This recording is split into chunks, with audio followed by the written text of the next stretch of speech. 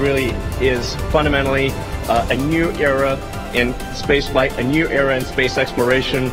We're going to go to the moon. We're going to have a base on the moon. We're going to send people to Mars, and make life multiplanetary. And I think this day heralds a new age of space exploration. That's what it's all about.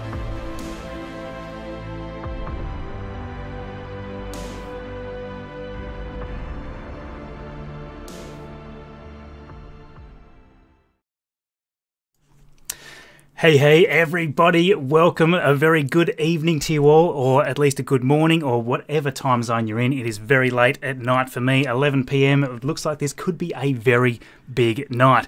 Give us a quick thumbs up, make sure that you can hear me loud and clear. Hopefully I've got my microphone set up and that you can all hear me. Sounds like we have a pretty good audio coming through there from what people are saying. That is great. Thank you. Let me know where you all are from. That is the first thing I always like to do, because we are literally joining from all around the world here. We've already got 1,000 people viewing, so there's plenty here to let us know where everybody's from. Look at that. Germany, South Africa, USA, Hobart, that's my state here in Tasmania. We have Germany, Dubai, Canberra, Denmark. Wow, look at them. I can't read them. It's going too fast. Austria, London, UK, USA, Nigeria. Interesting. We have Madrid. It's going too fast. I can't even spot them now. You guys are so awesome. Oh, wow. I've already got a super chat there from Sebastian. Thank you, Sebastian. Hey, from England. There is just people here from all over the world. And why is that? Why is there people joining from all over the world to watch me talk about Starship? That is a great question. And I think it comes down to the passion that we all have for seeing us evolve again into a really, quite rapidly evolving space industry. That is what we all want to see. That is why SpaceX is such a big focus of our time, including mine. A lot of people say, oh, why do you do so much Starship content, versus, other agencies and things? And the short answer is that's what everybody asks for. I can put up a video on almost any other agency and it just will not get the same engagement. It won't get the same comment, the same likes, all these things. That makes it very clear. The chat has now slowed down so I can again start to read some out. We've got Kenya, Belgium, Serbia, Brazil, again Nigeria, Brisbane up in Australia. How many Australians do we have here? Only because it's a little bit of a bias of mine, because obviously I'm from Australia. How many states of Australia are we all watching from? It's starting to get quite late. If you're over in Western Australia, it might still be quite early for you. So we'll see how we're going there. Greece, Virginia, South Australia. Wow. That's awesome. So once again, we have got an interesting evening or morning or whatever time it is for you lined up. We're not sure how likely this is to fly today. The weather to me still looks a little foggy. I'm not sure what the actual likelihood of a flight is today. SpaceX obviously have said already that they are targeting an 8 AM local time for the flight. That is not that far away now, really. That's only really an hour away, I believe. I'll quickly switch over to our more dedicated camera here, which is again courtesy of Lab Padre. She's a bit of a misty shot out there right now, but it will clear up as the fog lifts. Not even 100% sure there what we're watching. That is interesting. I think we're probably having some camera adjustments going on there right now. We are going to be having Tony Bella joining us shortly, which is why I've got Tony's Twitter tag here. Tony has been awesome joining us for other streams as well. I just think it's really cool to have someone else to have a little bit more to and fro. I don't think it's as interesting just listening to me talk to myself and to you guys, of course, for an extended amount of time. Just quickly, a couple of thank yous, obviously for Lab Padre again allowing us to restream his stream. That's something that we contribute to his cameras for, and all your super chats and things are very much appreciated. That goes to support the camera feeds we get there from Lab Padre. Lets us do what we do. Otherwise, I couldn't stream it until a SpaceX stream came up or something like that. So huge thank you to Lab Padre. Make sure that you open up another tab and go and make sure that you're watching his stream. Make sure he's got the engagement as well. Makes it beneficial, makes it a win-win for all parties. So yes, we have got some interesting stuff here to talk about. First of all, and I think you know, what's interesting is that the road closures from the other day have been were cancelled, obviously, for Monday. This is the attempt for Tuesday. I'll just quickly bring them up here. Just to give you a bit of an idea on what the future of this is if this doesn't happen. Okay, so at the moment we have got, I'll just bring this up on the other side,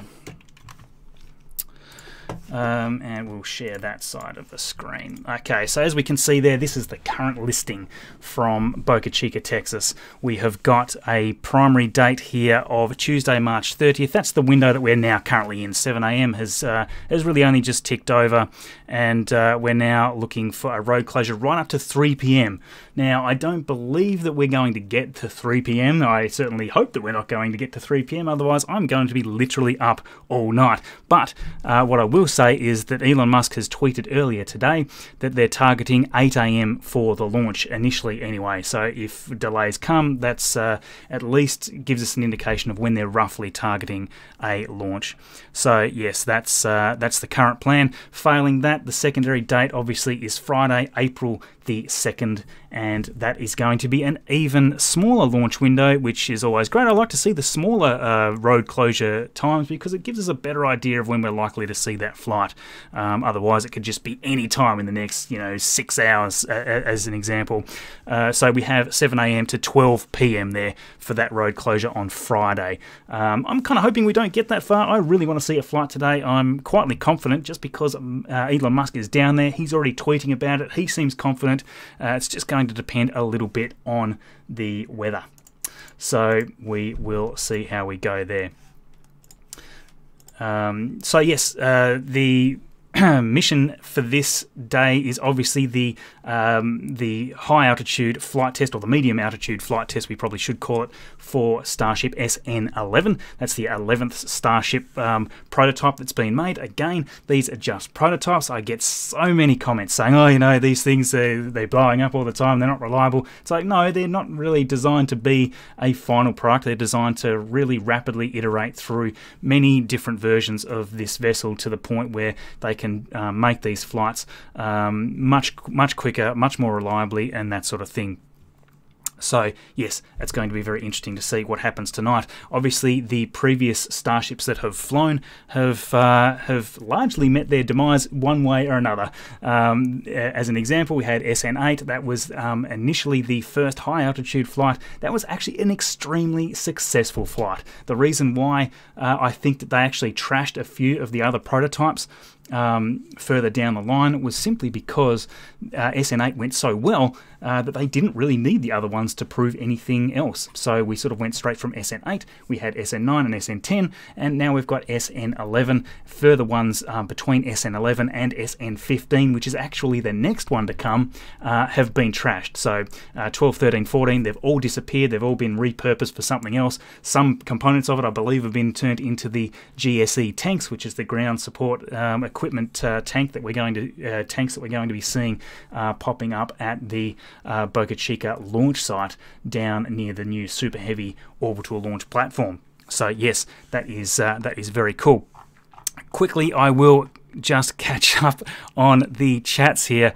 Thanks so much for the super chats. Wow, you guys.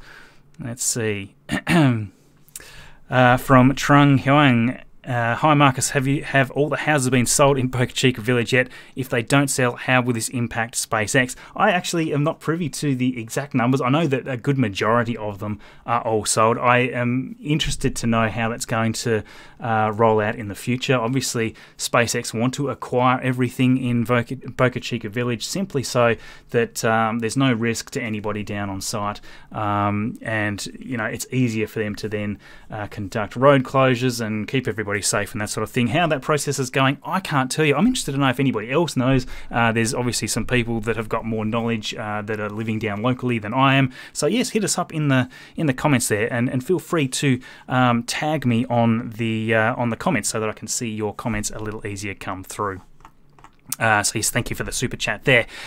We have got Jesse Jones there saying buy Bitcoin. Just do it. I have got a couple of tiny fractions of a Bitcoin, and yes, I've had them for a few years, so they have done well. But I'm certainly no investor. I certainly can't recommend one way or the other whether that's a good idea. I just know that the portions that I've got are doing okay.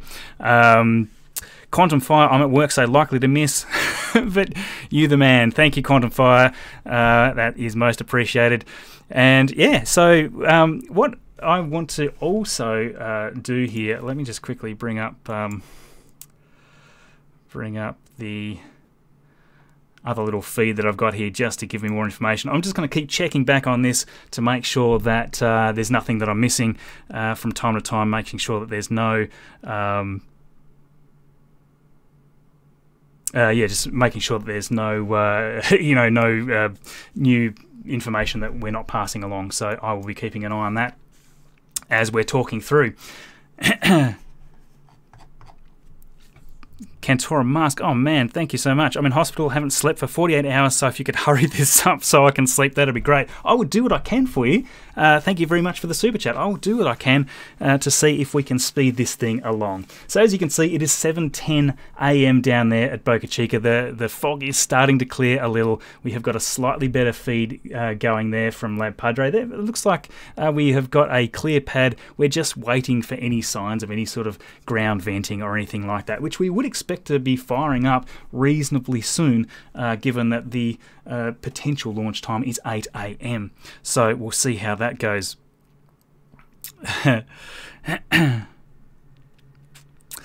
Yes, a couple of people there. Another space nut talking about Tesla stock. Yes, look, I'm not going to go into stock advice. I also have a little Tesla as well, and it's been a very good year. But yes, I am not going to provide advice on that one. As we know, Tesla stock can be volatile as well. So yes, you've got to be very careful there with volatile stock. Sometimes best to play it safe.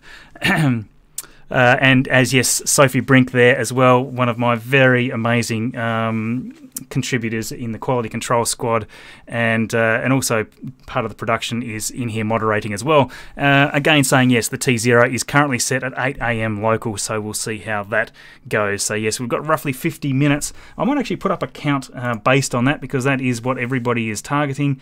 That is what everybody is targeting. So let's just see.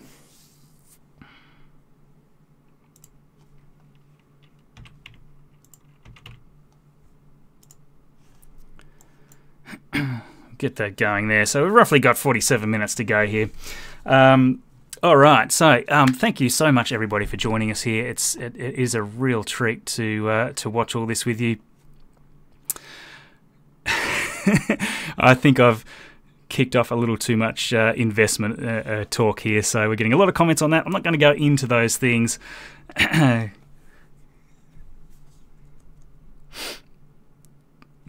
Looking lighter. It is looking lighter. We have quite a bit of fog. Yes, it is indeed. And look, I mean, the fog just literally just swept in there, so we haven't got a lot to see just at the minute, sadly. So yes, we'll have to see how we go. I will see if we can get hold of Tony, who is going to be joining us. I'll just key him in here. Let's just bring Tony up. Tony, can you hear me, mate? Oh, we don't have Tony. That is interesting.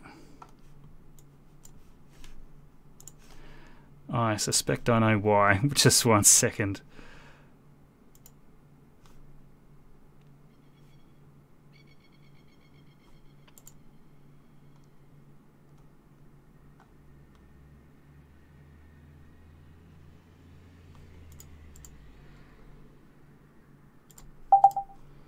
There we go. How's that now? Have I got you, Tony?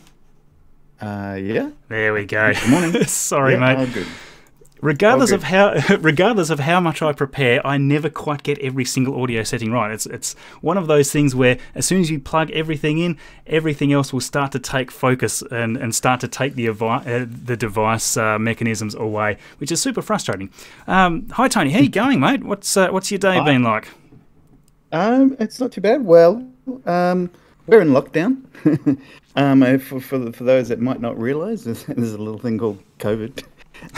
We've had it pretty good in Australia, but we've just suddenly had a little bit of an outbreak in our neck of the woods in Brisbane, where I live, and we're basically a lockdown where basically we can't leave our houses except for going to get food and exercise, but for 3 days, and we've had it pretty good.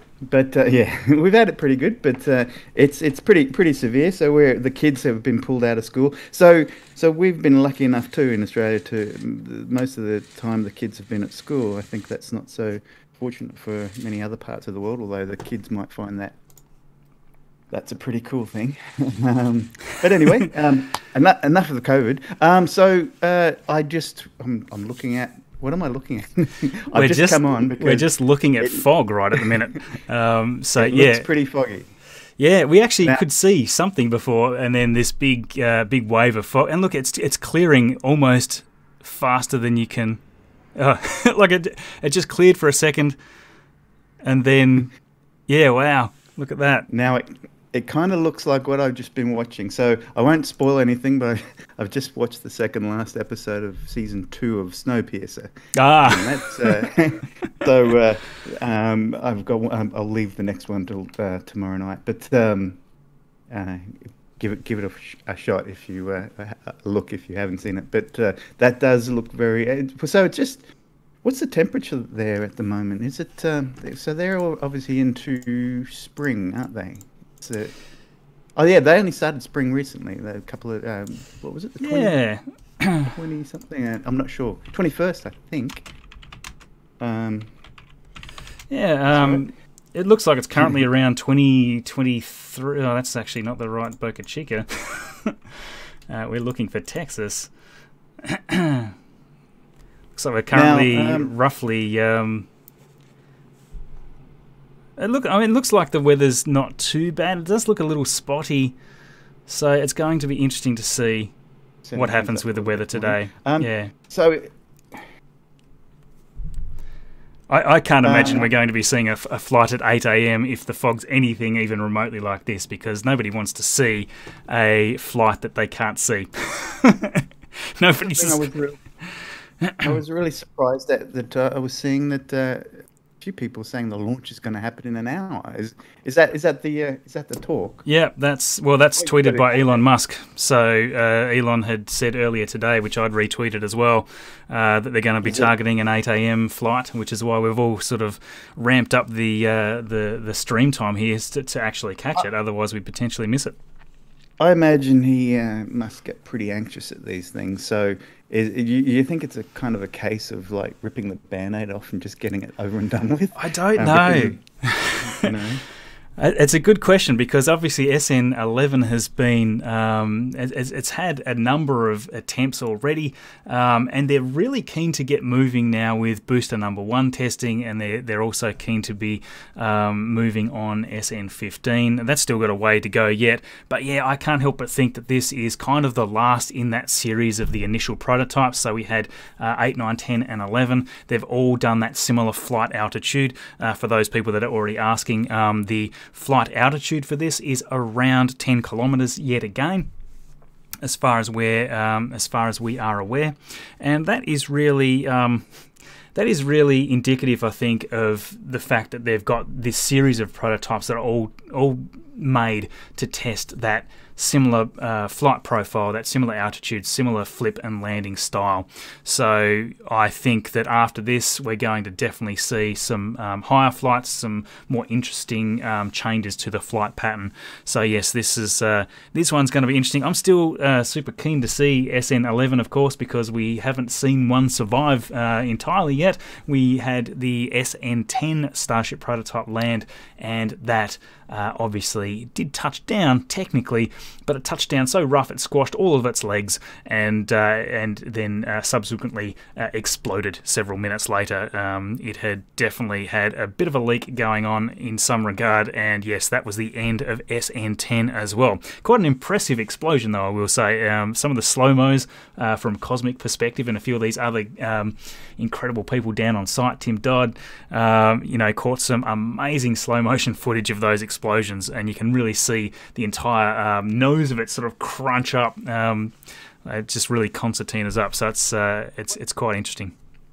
Well, I remember when it happened at the time, and the couple of days afterwards, where people just reflecting on the fact that it flew twice. Now, I mean, jokingly they said that, but to be honest, I mean, unintentionally, obviously, it lifted from the ground the second time. It actually went, so when I rewatched the video, it lifts about its length, its body length into the air. So it launched about, or exploded about 50 meters into the air, which was quite impressive. But technically, it's not considered a launch, so I did kind of knock that on the head a bit. But yes. Yeah, no, look, it was definitely seen. I get a lot of those comments as well, that it flew twice. And yes, I guess technically it kind of did, but as you say, probably doesn't count. I will just quickly pop up our graphic from last time, Tony, so that people have got a bit of an idea on where we're from. For those that don't follow us quite so closely, that have joined here, and again, thank you for supporting the stream, for sharing it on social media, for liking it, and simply subscribing to the channel. It makes such a huge difference to us. I don't think people really fully comprehend how much it all drives the algorithm. So everything you guys do is amazing. Thank you. I'll quickly just bring up our little map, Tony. Gives you an idea of where we're situated, and that's obviously right. Where you're all the parts of the world that you guys are coming from. I'm hoping, and I mentioned this last time, to kind of plot where everyone is basically on this stream that are tuning in today. I want to put little points where you are all from, all over this map. But you can see just down below there, that is the right one, isn't it? So embarrassingly, I had spelled Tasmania wrong. But it's no drama. That is no problem. It's good. That wasn't Marcus's fault. I put this together. So that's one of the things with my graphics is I don't have a direct editor. You guys are my editors. So if I ever have anything wrong on my graphics, I quickly turn around and I don't have a problem fixing up any errors that I may have slipped through. I generally, so there are a few spelling differences from America and Australia, and generally I spell everything in American terminology and spelling. Just slight things like color and color and things like that. But and generally I put things in miles. But now it's very confusing because SpaceX, I think, pretty much they use metric on just about everything, don't they? Yeah, that's right. I think most of the time we sort of use the metric system. We don't so much. We tend to use American spelling more than anything. I think that's just more widely accepted, especially in comment threads and things like that. So I tend to use the American versions of spelling if I'm correcting myself. But yes, and this gives you quite a good idea of how far apart we all are from the action over in Boca Chica. Obviously, here we have got the launch facility in Texas there, and yes, Tony and I almost couldn't be much further away, I would say, which is unfortunate. So time zones over here, for me it is 11:23 p.m. Tony would be 10:23 p.m. currently. Yeah. And yes, so we are almost the opposite side of everybody's clock.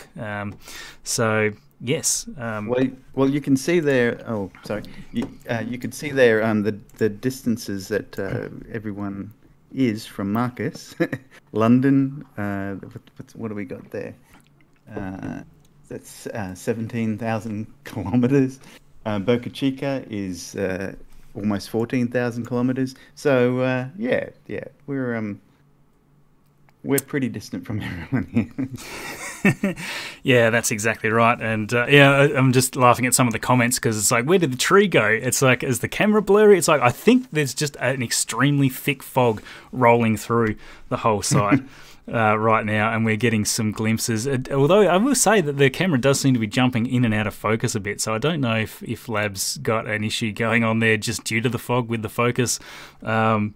Again, we appreciate all he's doing. I'm sure they're working on that and trying to get that as good as it can be in the conditions that we've got right now. Based on what we're seeing here, I cannot see that we're going to be flying at 8 a.m. That seems a little crazy to me. If you're familiar with the area, we'd love to know. Is this typical of this time of day and this time of year to have fog rolling in? I would have thought at first it was rain. So, but it's definitely fog, isn't it? It's definitely fog. I'm just going to flick through a few other streams here just to see if we have got any of the other feeds that we can hook into. Whoop. Nope, that one is for a better camera shot. Yeah, there's a few cameras obviously down there that Lab's got running, and they are all equally as. I'm just looking at them all. They're all equally as foggy, so I'm pretty sure that's as good as we're going to get right now. Sadly, it is interesting. Even the Predator cam that they've got there is just a big red blob. So, yeah, we'll just have to be patient there. We're going to have to use some of your animations instead there, Tony, some of your illustrations of starships so that we can just imagine what it looks like out there in the fog. Look at that.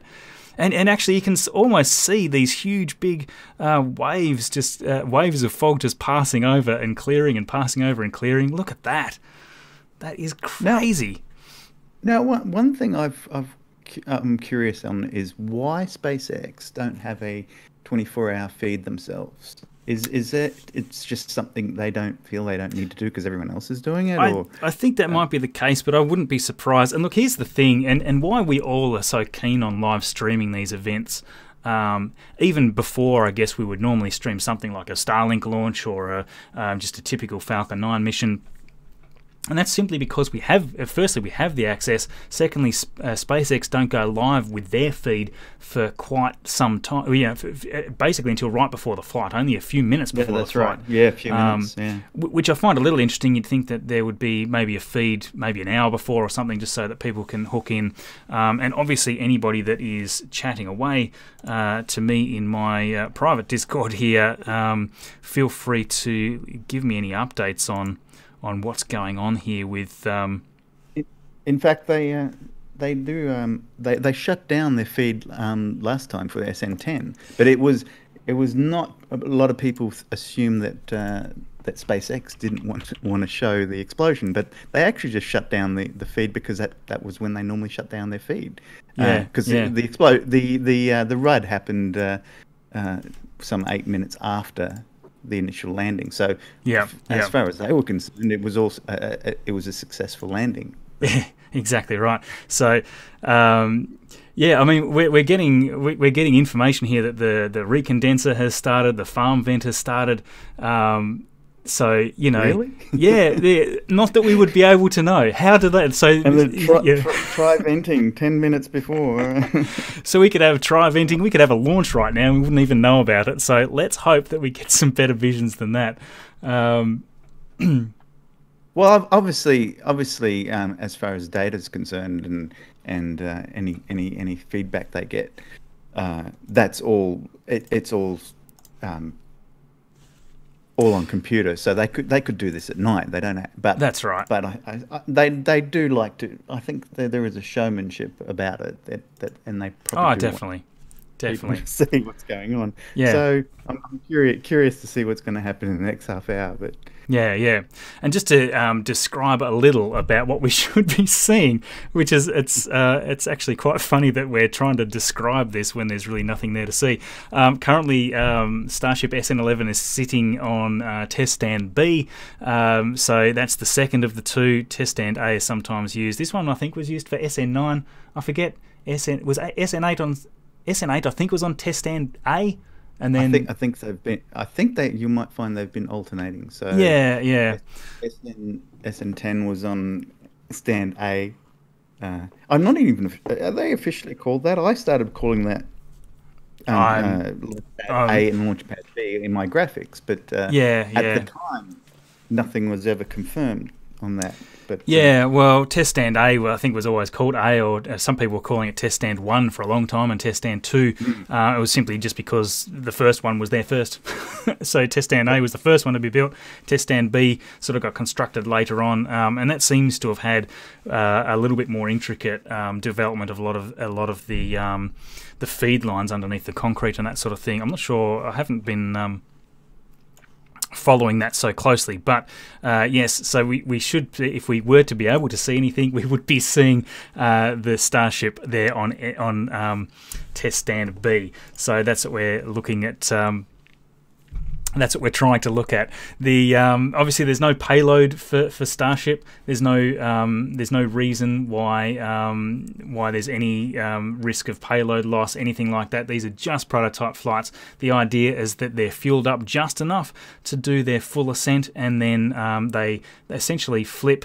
And they just ditch the last little bit of liquid oxygen that's still remaining in the tank. So they, from our understanding, they fly the Starship. And I might actually grab one of the Starships here in a second to demonstrate this a little bit better. But they actually vent any extra liquid oxygen that's still remaining in the main liquid oxygen tank, and then that belly flops back down, and they've only got the remaining fuel in the two header tanks, the liquid methane tank, which is in the center of the vessel between the two tanks, and then we have a header tank for the liquid oxygen in the top of the nose cone.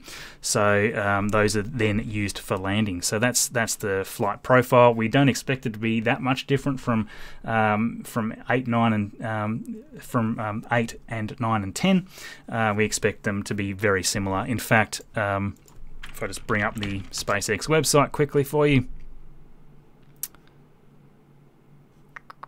So earlier today, when I was looking at road closures, I thought if today's launch doesn't happen, from what I can see, unless that has changed since last time I looked at Cameron County's website, Friday, I think, is the next scheduled. It's the part. Yes, it's secondary. That's not what they call it, but it's the alternate day for a possible launch. So, yeah, that's exactly right. Someone's just pointing out that on Lab Padre's page, I'd say it's probably just an automated thing. It says towards the bottom, no launch today, but I think that may have. That's referring to Monday's flight, I believe. I think that was talking about the 29th, but yes, it's going to be interesting to see how things are going to proceed anyway throughout the evening for us, for the day for the local area there at Boca Chica. But if that is true and we've got venting going on already, that's kind of a good sign. Are they waiting for the fog to clear and then they're just going to take it off? So like always at Boca Chica, the mornings do start off very foggy. We've seen many versions of this that show the fog rolling in, and typically within an hour or two the fog has lifted and away we go. So it's going to be interesting to see how quickly that clears. We we don't typically stream this early. The only reason we've chosen to do that tonight is because yes, that was the tweet from Elon Musk, which was quite intriguing. So it was interesting. Was it Sunday night? I'm losing track of days. Was the last attempted launch, and yes. that ended in a. We were all a little bit taken back by that one. That ended very prematurely with an abort or a cancellation for that day, due to Elon later on tweeted, due to an FAA official not arriving at the site in time, or missing his plane. There have been a lot of jokes, and I think I added to that with a little cartoon I put up on on just after that. Yeah. Not happen. And actually, I should find that and put that up. Actually. Now, for those of you that don't realise, I have attempted to do a weekly cartoon, and I sometimes I don't get to it for a couple of weeks, but basically some type of little funny little skit or something from that week in space. It at the moment they're not meant to just be SpaceX cartoons, but predominantly because they have been that way of late, because they certainly are the star performers at the moment. Well, that's it. So yes, there's the yes. cartoon there, Tony. And for those of you that aren't following Tony on Twitter, it's amazing, just amazing stuff that you really should be following there. I don't actually see the full list there right now, but just as these amazing infographics, like that's the Mars 2020 infographic. I mean, just look at the detail in that. And these are all available. Actually, I'm probably doing the sales pitch for you. But, these are all available from tonybella.com. And, right. they're all super high res. So there are 150 DPI images. I put everything up on my website to download for free. Now, you can get a decent print from that. I've printed them out before, and they come out at that size. But if you follow me on Patreon, you have access to all that work at 300 DPI. Now, when you print one of those posters out, the detail is quite impressive. And so that's available for, I think I have a few different tiers there on Patreon, but a lot of the work all of the work is downloadable and printable for your own pleasure. I'd love to be able to sell posters, and that it's just from Australia. It's a little bit difficult as far as postage. There are different services that different merch services that we probably are going to look at in the near future. Maybe do some T-shirts, and maybe someone out there wants would like a Marcus House T-shirt with the little logo up in the corner. How's that sound? Yeah. So just a few updates. I've had confirmation from a few people that they're definitely propellant loading right now. So things are progressing, even though we can't see them so much. Things are progressing.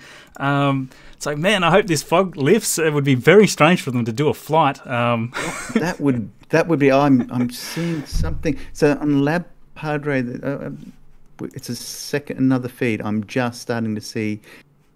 It's obviously the sun, but it could be the moon. But I think it's the sun, and you can just make out the launch pad. But I don't know if you have multiple, you've got several feeds. Anyway. Yeah, I've got several, but this kind of the best. It's the best one, I think. Okay. I've just got your SN11 test flight infographic up, Tony. So we can have a bit of a chat about that as we're sort of waiting for this countdown. I'm just on the SpaceX YouTube channel as well, waiting for that to come up live. Maybe they've got some magic views that we don't have. Maybe they're sort of right in and have got actually a clear view from underneath the Starship. So that's going to be interesting. But right now, if you can imagine, that's what the rocket should look like. It would be it'd be really fun. Oh geez, would it be typical of Elon to actually do a launch in this environment, and actually so we don't see it? Oh no. I would hope that he would want the publicity personally, and I think they're probably just going through the motions right now and hoping that fog is going to clear. It's going to be very interesting to see. I mean, we are seeing a clearer tree. I will say that we are seeing that tree just a little clearer than we were before. And yes, sorry that we're neglecting the chat a little there. From Trek Fox there. Yes, move away, fog. Absolutely. Everybody will the fog away. Fog off is the command that people are typing in. That is a great command to try. Let's see if that works. from Pierre here. I think Musk is tired of waiting, and let's not forget that BN1 is waiting for its turn at the launch site. So, yes, let's hope that we'll have a good show anyway. Yes, 100% agree. And I think you're quite right there. The flight... Oh, look, the fog is actually lifting on the side. Actually, I'm looking at another feed too by a rival station, and it's it's clearing from. Must be just the points of view, because this is quite a clear shot. Oh no, okay. Yeah, you can. It may depend really on the second, make out because it's clearing quite rapidly here right now. And it's going to be interesting to see. Thank you, Jimmy. Appreciate you, Marcus. Many great space YouTubers have been inspired by your videos. Proud Aussies. Oh, thank you, Jimmy. It's that's awesome of you. Yeah. Look how sharp that tree is. Yeah, yeah. There's actually no issue with the feed. The camera quality is wonderful. It's just we can't see anything. And by the way, I think Lab Padre has some of the best cameras there. I mean, I've got all the shots up, and they've consistently seemed to have had the best feeds certainly from even going right back to SN5. Some really interesting different angles from everyone else.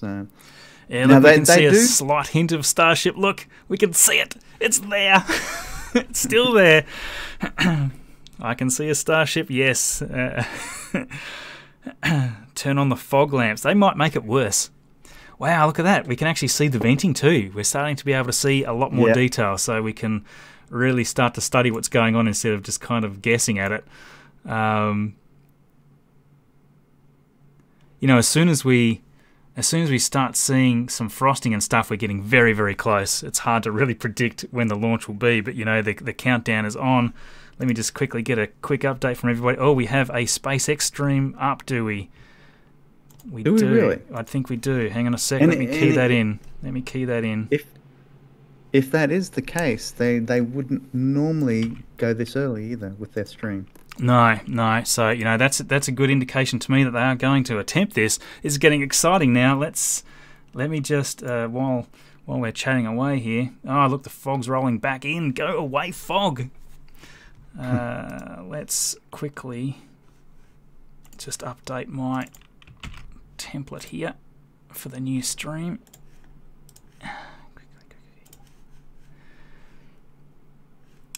So at the moment we're just in a countdown, 7 minutes 56 remaining there on SpaceX's stream. That's what we are looking at there on SpaceX's stream. So yes, I'll up my time. Well, I don't need a timer because they've got theirs right now. I mean that's the countdown to when their stream starts, another 7 minutes. So we might keep ours, and that's actually quite close, I think, to, you know, them normally going live 10 minutes before launch. So that is almost spot on to what we had there on the on our countdown, if that turns out to be true.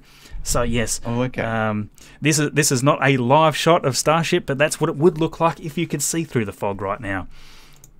I can tell you now, the light is just going to be spectacular on this. If it launches early morning like this, yeah, it's certainly we've not had.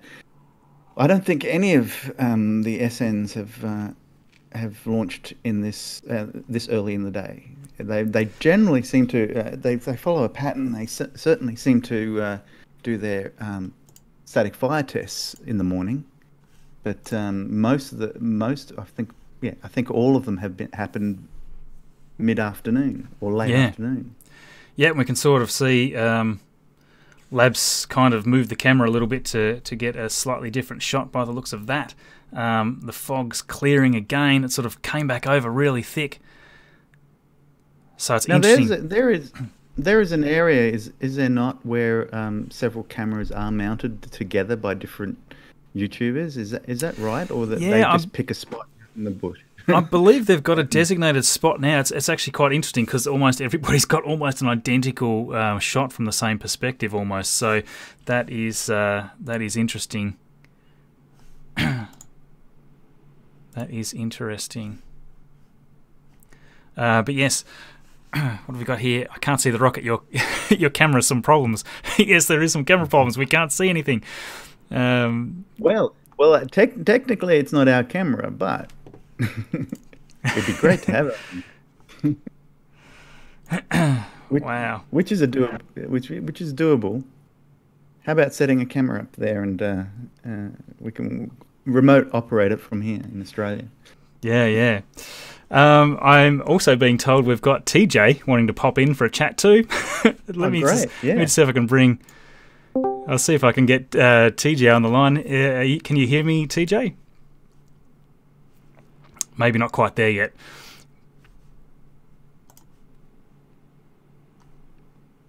I've still got you, don't I, Tony? Yes. Yes, yeah, good. I'm still here. Okay. I was just reading my phone here. Hey guys, I'm here. Hey, TJ Cooney. I gotta say, you guys are running the best fog live stream. Yeah, I know. Right, it's so good, isn't it? Really... I'm so pleased to be able to, send out such amazing, amazing views. It's like, where's the ship again? It's spectacular. I'm curious what the humidity is in the air right now. Yeah. Likewise, it's. I don't know if we've got a good enough weather report to get quite that much info. So is it the pretty humid part of the world there? I've not been to Texas. Yeah, definitely.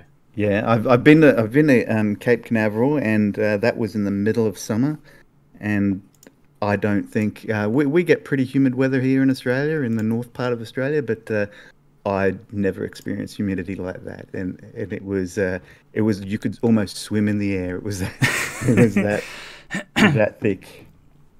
What I can say, this is the time of the year where you get these morning fogs in this part of the country. So springtime, fall, morning fog is like really common. But as we move closer into summer, it won't really be an issue. Okay. Yeah.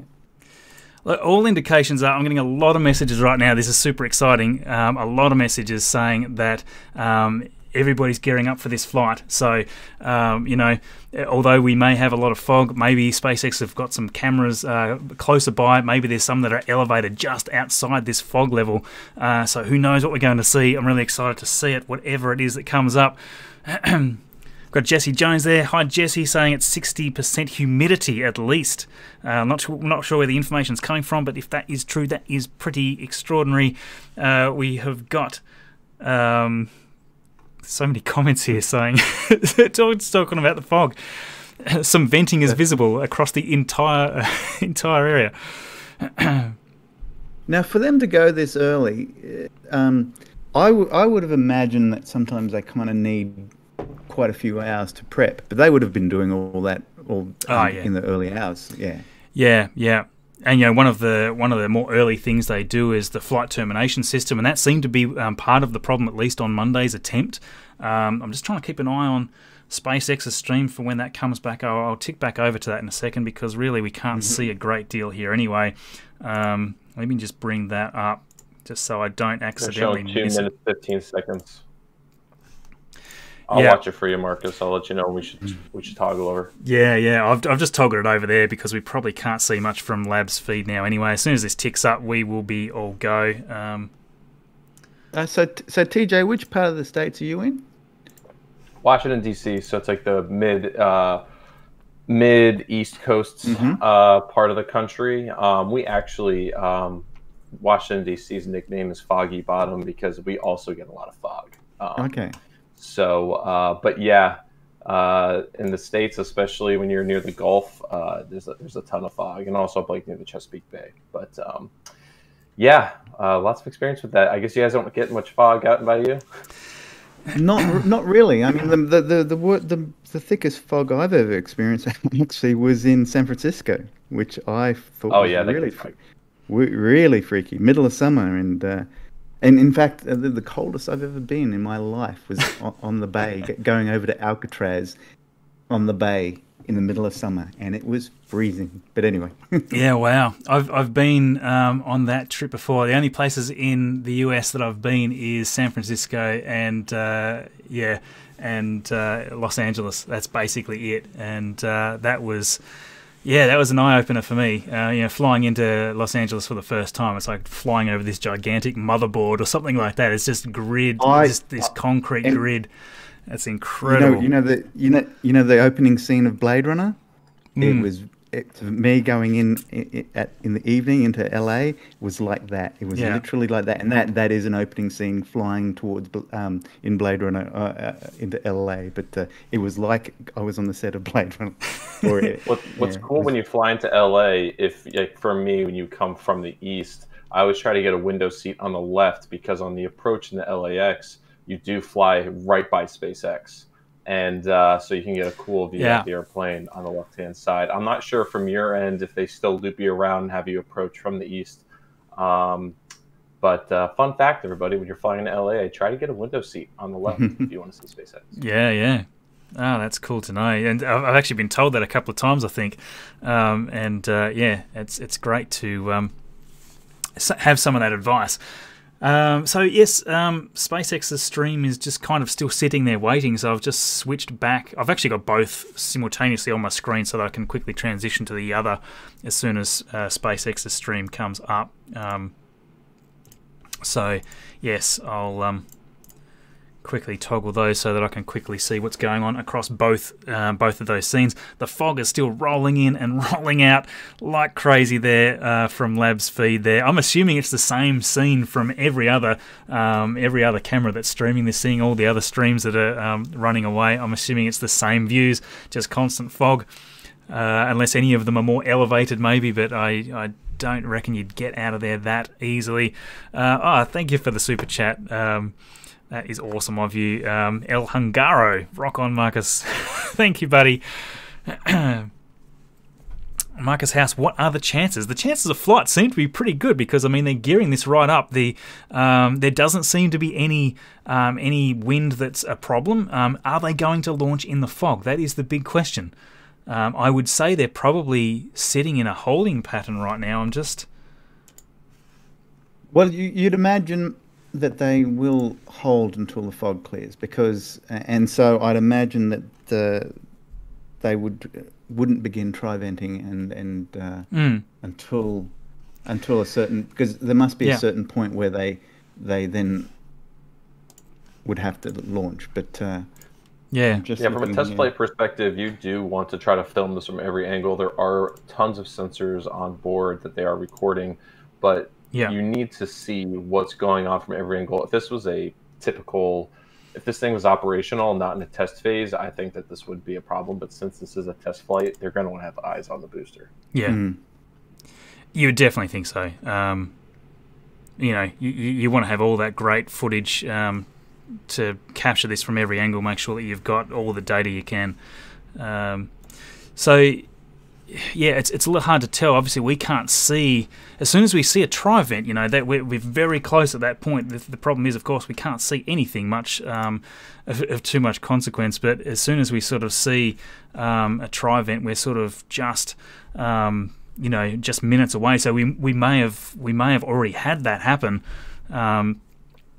The one thing to look for, if we can actually see it, you'll be able to see the tri-venting sort of coming out, and it'll pause for just a second and then keep going. That is a very good indicator that it's just about to fly, only about 30 seconds away, 20 to 30 seconds away. So if we get a glimpse at it, even on the SpaceX stream, if I forget to mention it at the time, as soon as you see the tri-vents cut off for a second and re-engage, that is when we've got that final 30 seconds or so countdown. Marcus House, how much coffee do you have in your system right now? I've got a fair bit, I've got to say, because it's midnight and I'm still going. And yes, we were sort of up. I swear, Tony, as well. You're quite right. It was last night where there was going to be an attempt, because I was restless last night because we were going to get up and stream at 3 a.m. in the morning our time. So I'm still kind of tired from last night. And then, of course, it got scrubbed right before we started. Hey there, Nathan Wilson, watching from Australia. Thanks so much for watching, mate. Very good of you to join us. Verified YouTube member too. Have you guys discussed at all, while we wait, the telemetry data that's now encrypted from Starship? No, we haven't. So I'm not sure if you guys track this, but there has been some amateur, radio. I can't remember the name of these folks, but they were able to capture signals coming from the Falcon 9 Stage 2. and Oh be yeah, able I've seen to those. I thought you were talking about Starship. Sorry. demodulate the radio signals. Yeah. And anyways, they were trying to capture telemetry data from Starship, but that's encrypted. So Right. it could be interesting to see if they adapt the encryption to also Falcon 9 as well. Yeah. Yeah. Yeah, it's interesting. I did read something about from Rob Trike there, Midnight Coffee Markets. Thank you, Rob. Appreciate it, mate. Yes, I did read somewhere that there's a reason why the Falcon 9 is unencrypted. There's a standard reason. Not even ITAR. It's for the ICBM. A foreign country can essentially track each other. So we have a SpaceX stream. Oh. We have a SpaceX stream. So we are all go here. Let me tinker around here to get this bigger. I'd find it very hard to believe that they'd launch in this weather. Yeah, I'm with you there, man. I'm very surprised. Very surprised. I'll switch my countdown off as soon as we see what the real countdown is.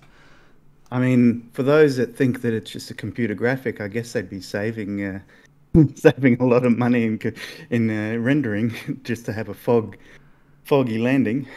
Absolutely. I don't know. I'll just switch off some tags here, make sure we've got nice, cleaner feed as possible. So yes, we've got the SpaceX feed running full-ish screen right now. That's going to be interesting to see what happens here. I like you. I'm quite bewildered about the current weather. As soon as we see some screens there, it's going to be. Oh, there we go.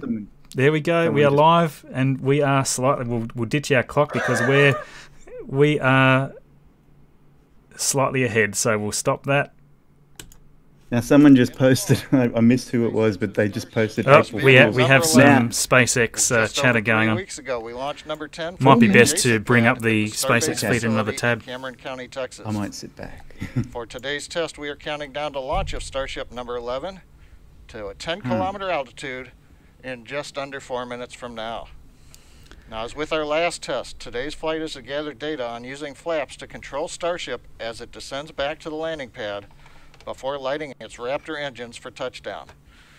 Now, we're going to do our best to find a camera view for the webcast, but as you can see, fog is everywhere at Starbase in Texas. Oh, let's hear a rocket. Yeah, fog is everywhere at Starbase in Texas. He has got that 100% correct. So at this point, that time doesn't make any sense because I haven't, not that you could tell, but I haven't noticed any tri-venting. And that normally would happen. That would have happened 8 or 9 minutes ago. So, well, it may be happening right now. I know. We're not entirely sure, are we? I can't see well enough to see. Middle thing launching. Sorry? I said my money's on that middle thing launching. The middle blob. Yeah. Just there's a blob there. I think that's going to go up. We'll probably see some. We'll probably see a little bit of. I mean, we should be able to still see some footage from the vessel itself as soon as it gets above the fog. That is going to be really cool to see. It was funny on SN8. I thought it was a very clear day, and then there was all this cloud as it was coming down, but it wasn't actually a cloud. It was. Its own exhaust plume that it came back down through. But, oh, man. So 2 minutes 10, 2 minutes countdown. We've got 3,800 people here watching the grey fog. It's not possible that this is a countdown to 2 minutes and a static fire. We have completed propellant loading. No. Both the methane fuel and the liquid they're just talking now. Starship test vehicle. So, propellant loading, it's all underway. 1 minute 44 to go. Wow. This is going to be bizarre. When you gotta go, you gotta go. Yeah, if it's all going to be ground-based cameras, even when it's at apogee, we're still just going to see fog. Yeah. So that fog is up. It's not just ground level. Well, yeah, it's up, but also the camera's on the ground camera, level, so yeah, that yeah, you'll of have to course, look yeah. through the fog. Yeah. I'm curious if if I was them, I'd get their drone to fly as high as humanly possible Yeah. and Yeah. hope that you can capture something. We have a bird. Oh, you hear my bird. 1 minute countdown, guys. Yeehaw. It sounds like a rocket over there. It does. I can just make out the tri-venting. I'm not going to be able to tell you if I see it cut off, though. So we should see that in about 10 seconds. 42 seconds. We're counting Now, down. there are a Curious couple if the heat from the Retracting engines will quick dissipate. disconnect from the vehicle. so they should be okay, the distant cameras. Also, the camera's on board. Some cool Yeah. views Yeah. once they break through. Wow. 20 seconds.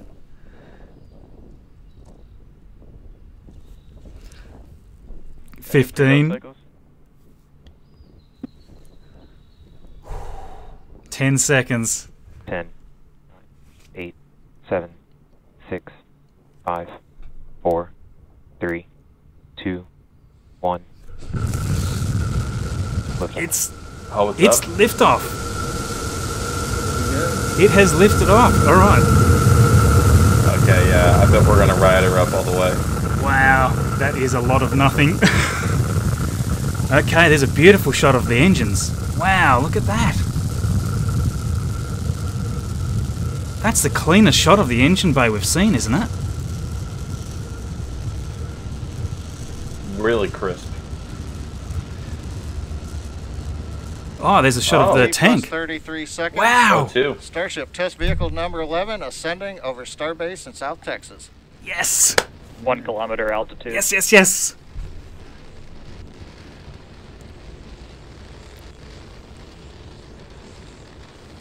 We've heard the call out. We're over 1 kilometer up.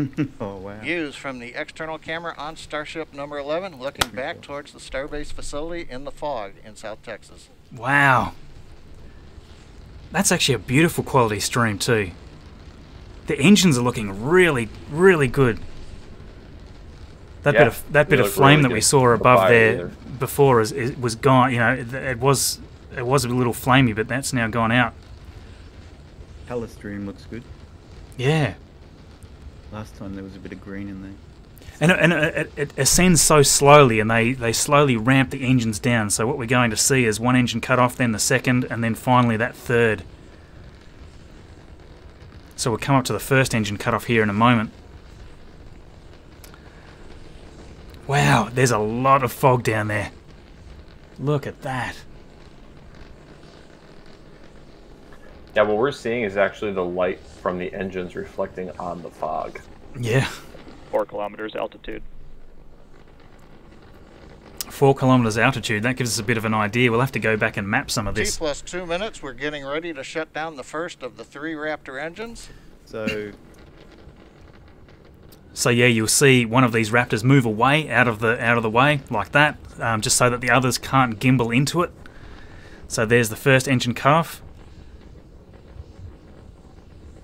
what time was that? T plus 2 minutes, 21 3 seconds. You minute can mark. see we have shut down the first of the 3 engines on time as planned. Around 4 minutes we should see second engine cut off. Yeah. I gotta say, I'm still surprised they launched in that fog.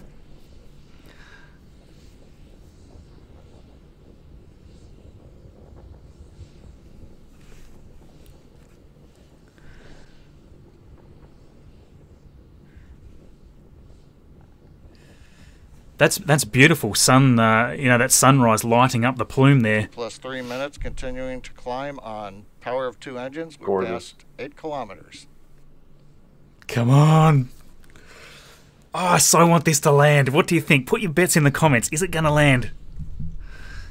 And stay landed. It's more importantly. We're on 1 engine. Yeah. Just down to 1 engine now, yep.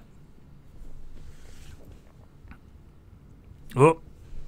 Loss of... Looks like we're frozen. T plus 3.5 minutes. You can see with the camera view we have shut down the second of the 3 engines as planned. It's We're just now a little slowly choppy. climbing to the final 10 kilometer altitude on the power of the single Raptor engine. Once we're at apogee, we'll hover shortly, shut down the engine as we flip over, So around and then 4 descend minutes it back should towards the reach landing pad apogee. at Starbase. Come on, camera. This is less than ideal. This is 10 kilometers altitude. Coming They're up at 10 T kilometers plus now. 4 minutes, we're at 10 kilometers altitude, and we are getting dropouts on the camera, but Ah. we continue to get telemetry from the Starbase, from the Starship vehicle. and there's nothing on the ground that can see it, which is even more frustrating.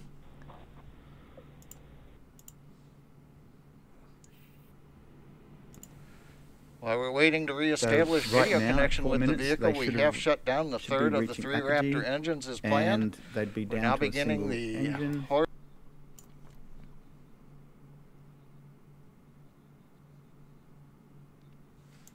Oh, we got some. 3 Raptor engines, flip to vertical, and then land on the thrust of Oh, a single frame. Raptor engine.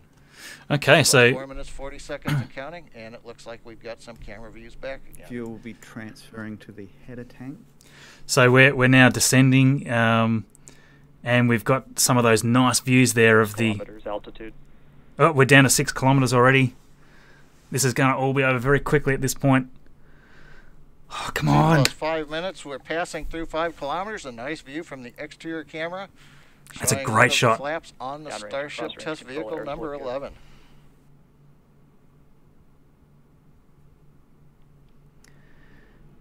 T plus 5 minutes, 17 seconds, and it's almost over. We can see it just reaching through the thicker part of the atmosphere there. Oh, come on, come on, come on. 2 kilometers altitude. My guess is we'll probably get this shot on the landing. I would say so. Similar to SN8, maybe. Altitude. T plus 545, we've just passed through 1 we go. kilometer altitude, getting ready for the relight. Ah, come on. Put some burn. We can't see anything.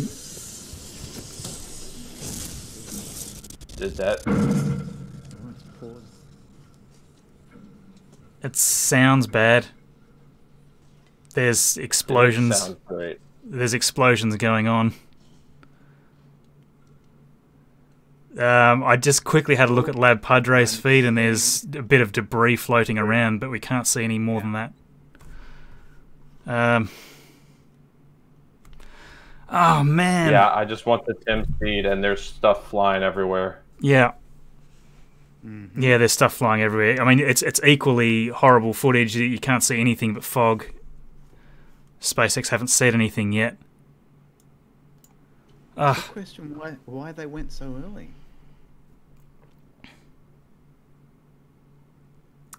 I don't know. I'm just hoping that it hasn't damaged anything. We don't even know how close to target it was, and that's the frustrating thing right now, because nobody knows From what where it little I even could landed. see, it looked like a larger explosion than before, and we only saw before the feed cut out 1 Raptor ignite.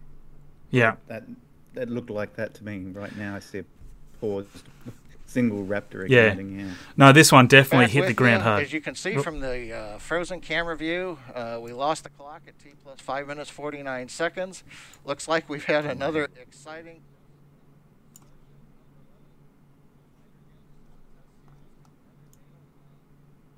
of the Starship vehicle at subsonic speeds as it comes back to the landing zone. It does appear, though, that another exciting test, as we say. We don't have any good camera views to share with you right now, so with that, we are going to bring the webcast to a close. So no one's got A a quick shot. What recap, about we had Tim? the nominal ascent, we maneuvered to horizontal see when we what- got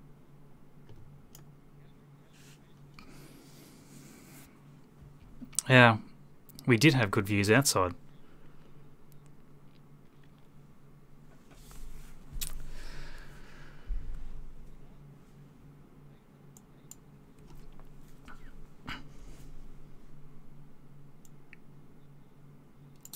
So they're just bringing the webcast to a close now. How about that? Wow. I've just remixed all the audio back up again. That's that's not what I was expecting. I got to say, I wasn't expecting that at all. I'm a little surprised, like you, Tony. I'm a little surprised that they And for decided those, to go. who just joined us, Oh. Now, the frozen.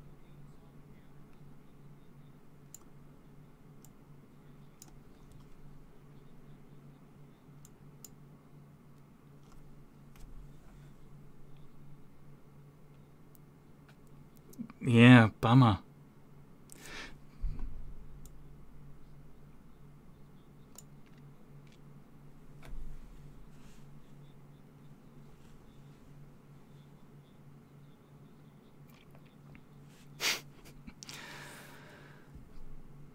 Wow.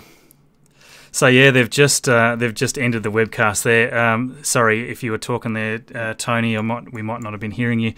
So they were just wrapping up the SpaceX feed. I thought they'd actually already done it. They were just essentially saying, for anybody that's just tuned in, the Starship isn't flying. It's essentially lost all data.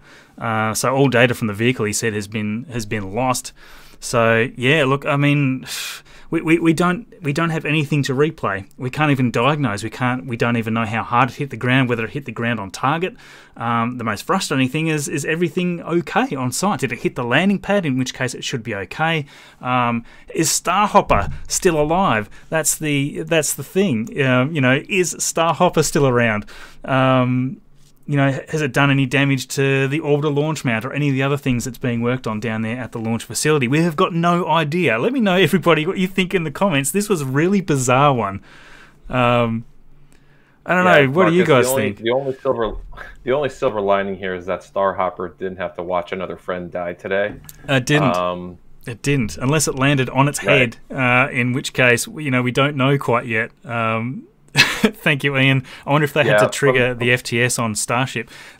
I don't reckon they did, because it hit the ground because there was a lot of debris flying around, and it looked like it sort of exploded up from the ground. It wasn't sort of just littering down. It looked like some of the stuff on the Lab Padre feed, which I had in the other shot that I had. I was also watching that one as well, which I wasn't sharing here because there wasn't really any reason to share it. There wasn't much to see except for fog and the odd piece of debris sort of coming up and falling down. Yeah. Sorry, TJ, I might have cut you off there, mate. Oh, no, you didn't. Yeah, I agree. I don't think the FTS was used. The ground Earth was the FTS today. Yeah.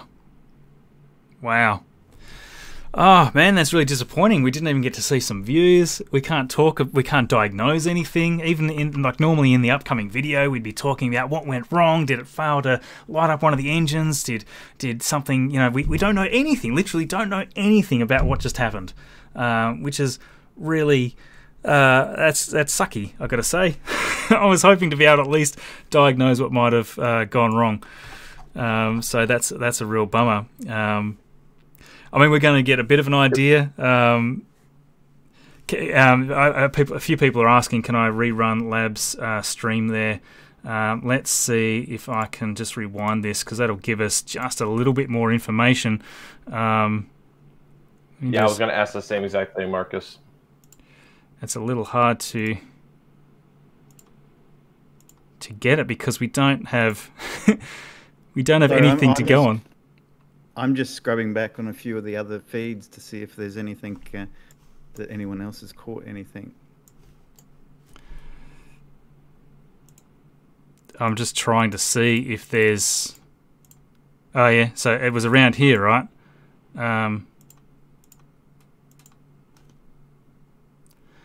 So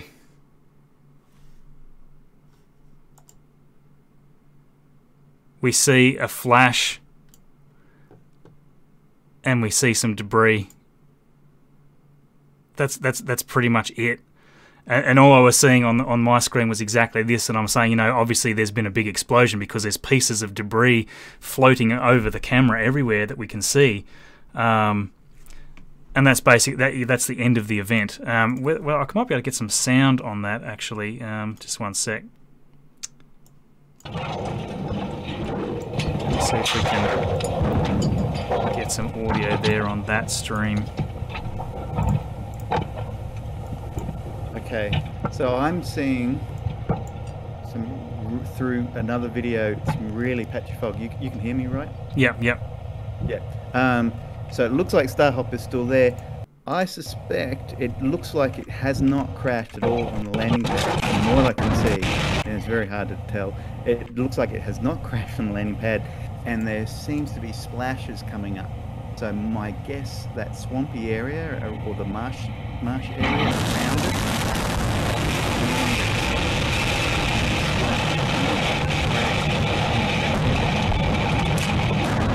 Certain chunks landed. Yeah, it's very bizarre. I got a feeling. So the cameras, everyone must have their cameras sort of pointing roughly towards where the landing is. The weird thing is that it would have been quite an orange glow to all that fog had it landed. Yeah, I mean there crashed. is an orange glow as it comes in, which I'm just replaying again on Lab's feed. It's literally just a flash. I mean, if I was a guessing person, I would say that it's almost flown. It's really hard to say because the camera seems to lose the. It blows out at that point. Yeah, like it's got focus on the tree, and then all of a sudden it doesn't have focus on anything anymore. It's just. Could it have wiped out the cameras? No, well, I mean, the camera was still tracking the debris coming down, so I don't know. Gosh, I'm very interested in.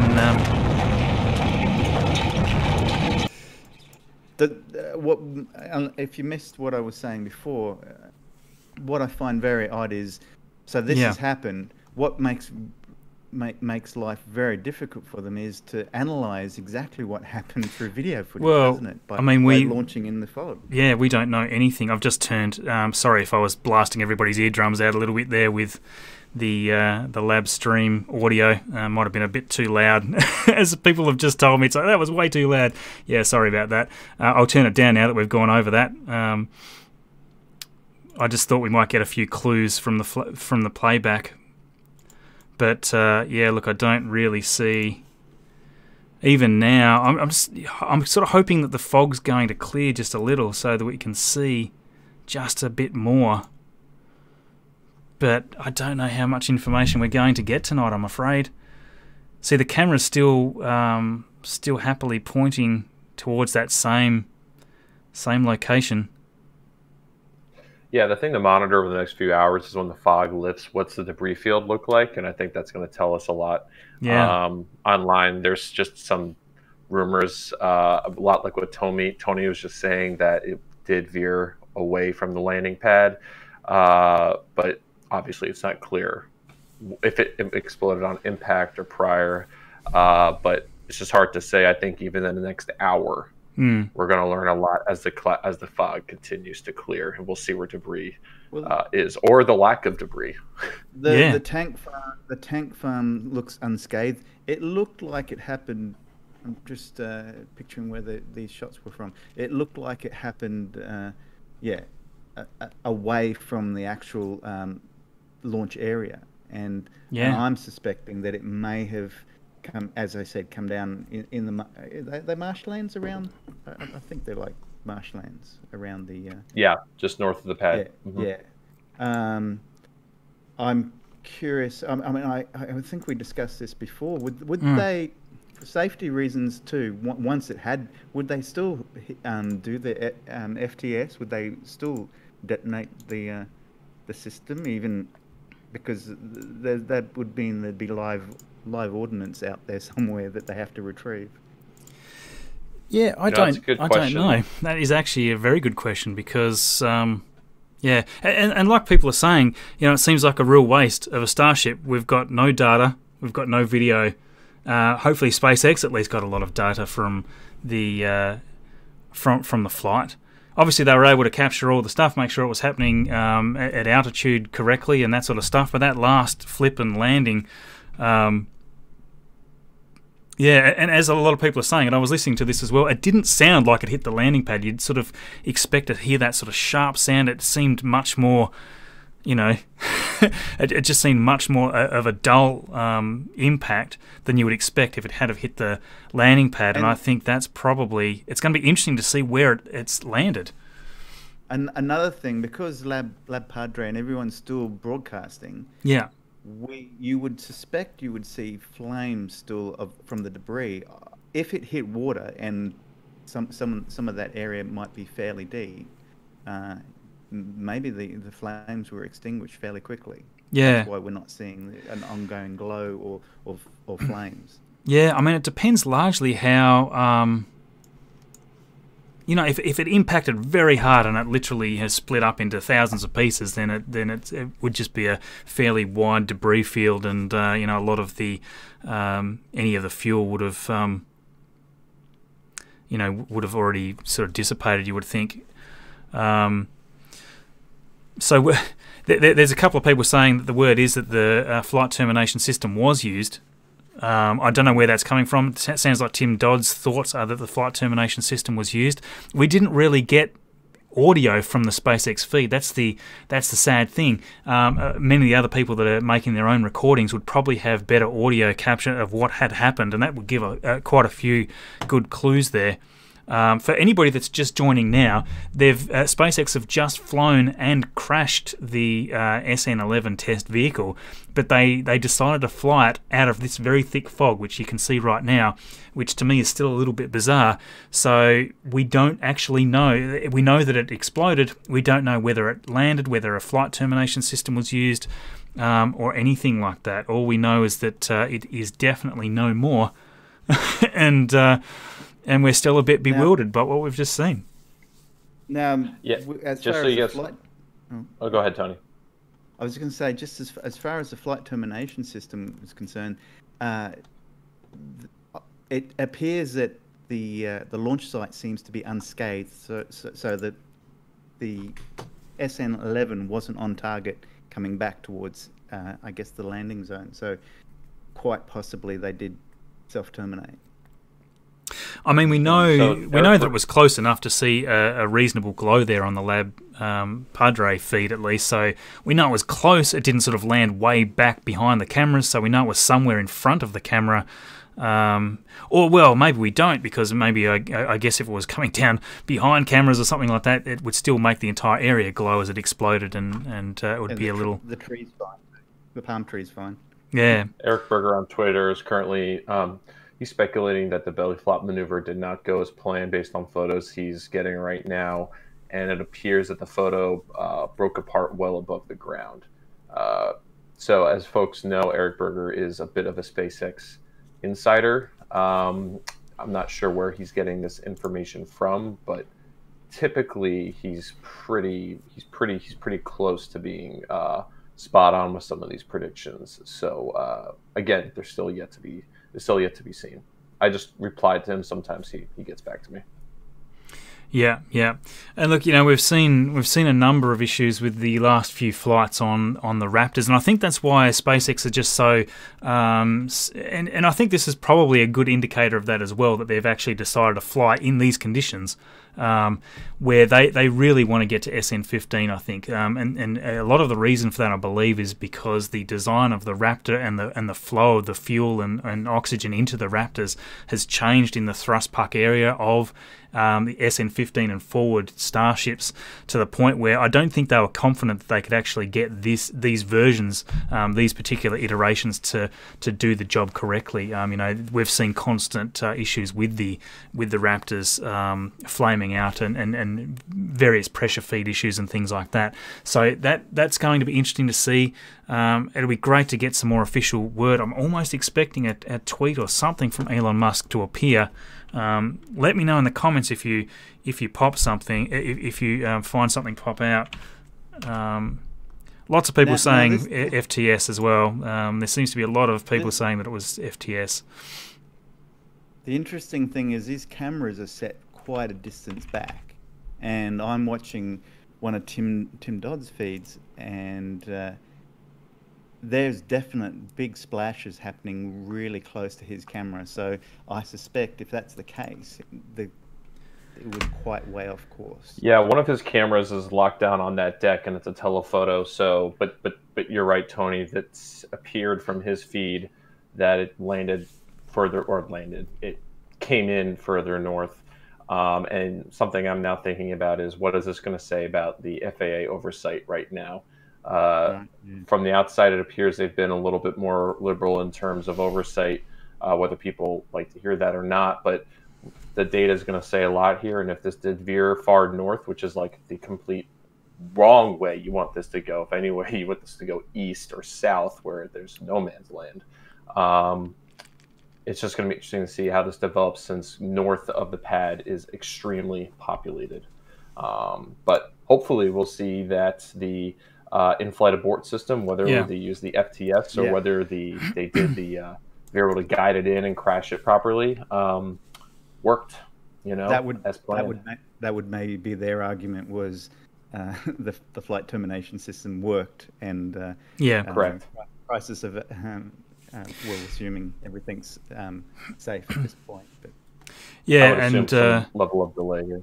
Yeah, and we're definitely, definitely seeing a lot of these comments as well. I'm not 100% sure exactly where the information's coming from right now, but saying that due to it being off target, the FTS was used. Obviously, the flight termination system will make it break up very rapidly into much smaller pieces than if it were to hit the ground and cause a much bigger impact. So it's better to scatter smaller amounts of debris all over the place that is going to do minimal damage alone. Each piece of that's going to do minimal damage alone, rather than the entire ship just ploughing into, say, the fuel farm or something, which would actually be extremely devastating for the site. It would cause unknown amounts of damage if they managed to land the Starship, or crash the Starship straight in the fuel farm. Who knows what that would look like. But that obviously hasn't happened, otherwise we would see a much larger explosion. The unfortunate thing is that in itself would have been something different to see in some video footage, and we don't even get to see that. So, again, for anybody that's joining, SpaceX decided to launch in thick fog, to the point where we literally couldn't see anything until the cameras from the Starship itself focused in on the engine bay and the outside of the ship as it was coming up and ascending. And we can certainly go and replay some of that, but in the end result was that there was no camera available that could pick up anything that happened in the whole landing sequence. We saw glimpses of the engines fire up, and that was it. The engines were cut, and at that point, I suspect, engines maybe shut down. Who knows what happened at that point? But if the flight termination system was then used very rapidly at that point, that would make a lot of sense to what we were seeing on Lab Padre's feed here, where we were seeing the debris scattering around. So yeah, look, that's about all the diagnosis I think we can sort of share. I just wanted to be clear on this. Most likely the fog had no play in whatsoever in its demise, but because these things, they could do this at midnight without any light at all. They're designed to fly through computers and not really visual based, are they? Yeah, that's right. And to an extent, I think we could. We can always assume that it's fully automated. It can do, it can land based on GPS signals and all these sorts of things. Radar, all these sorts. I'm not sure exactly what instruments are being used to pinpoint the landing pad. All these sorts of things, but certainly things that will work in fog. Otherwise, they certainly wouldn't have launched in fog. So I've seen a couple of comments saying, the instruments wouldn't have been able to work correctly in fog. It's like, well, there's no way they would have lifted off if that was the case. And they're using much more advanced stuff than just visual cameras. But yeah, I just thought that I would. Sorry, TJ. The video feed requires much more bandwidth than sending ones and zeros on flight telemetry. But we're looking at now, is this the fourth full-up Starship failure in a row, right? Yeah. I'm curious if they're going to reassess the test campaign right now. There's how many times do you do this until you say, okay, maybe we need to change our strategy? 2 kilometers altitude. Yeah. I'll turn the audio off. So yeah, I'm just replaying just this last sequence there of the SpaceX feed. For those people that missed it, This is what we're looking at here. So we see the engine fire up, and that's it. That is literally the last frame we see, and it gets stuck on that frame for a very long time. And what I might do is just bring back that frame. Let's see if we can just get a bit more information on a frame-by-frame shot there. So TJ, your source saying that it was the belly flop or the flip and burn that may have not gone well. I was just reading Eric Berger's tweet. I'll read it back one more time. Okay.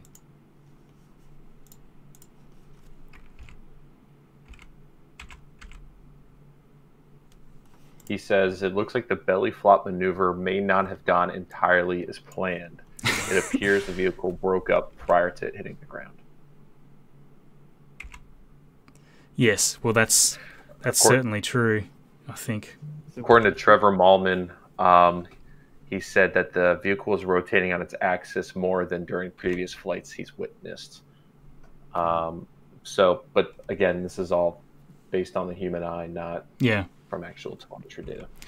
So I've just been replaying the last few frames before it cuts out, just on a low frame rate. So you can sort of see.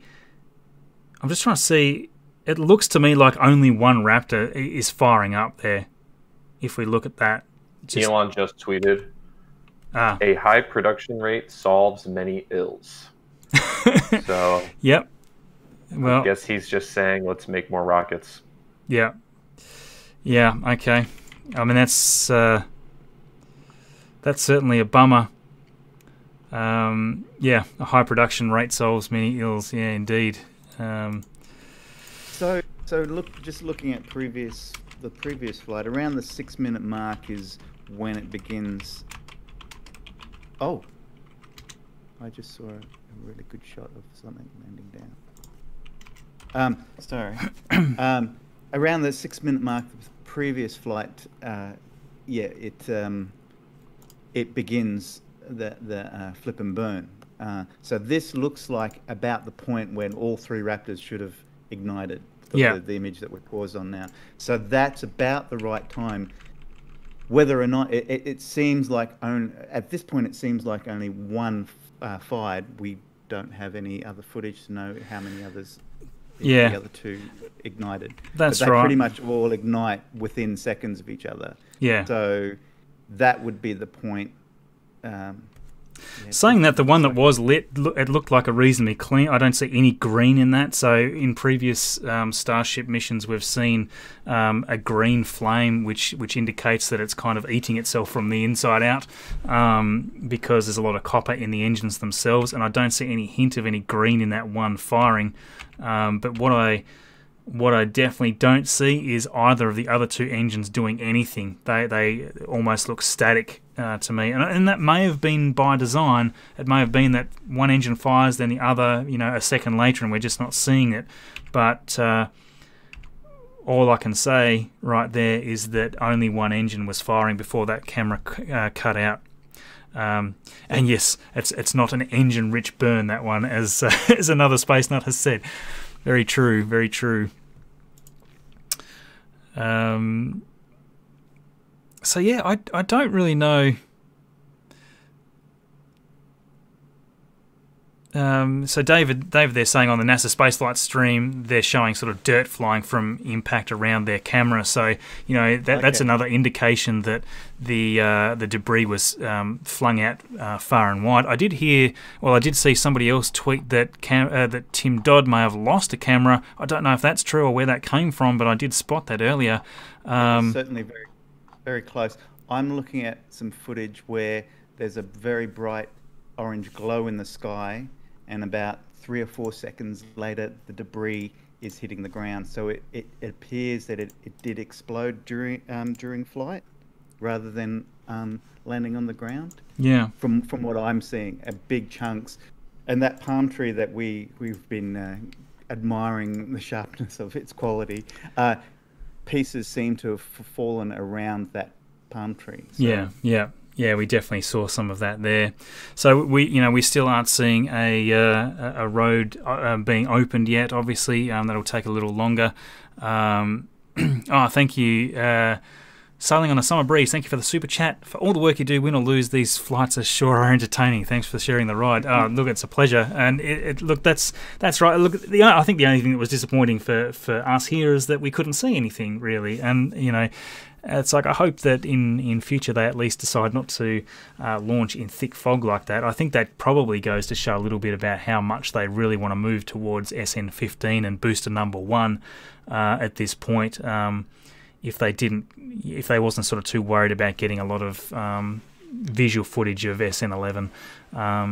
We have another tweet from Elon. He said, "At least the crater is in the right place." Okay. Oh, that's good. So I guess it came down on the landing pad then. So I guess they fired the FTS, flight termination system, and then maybe a bulk of the debris rained down on the landing pad. I guess that's all we can really say.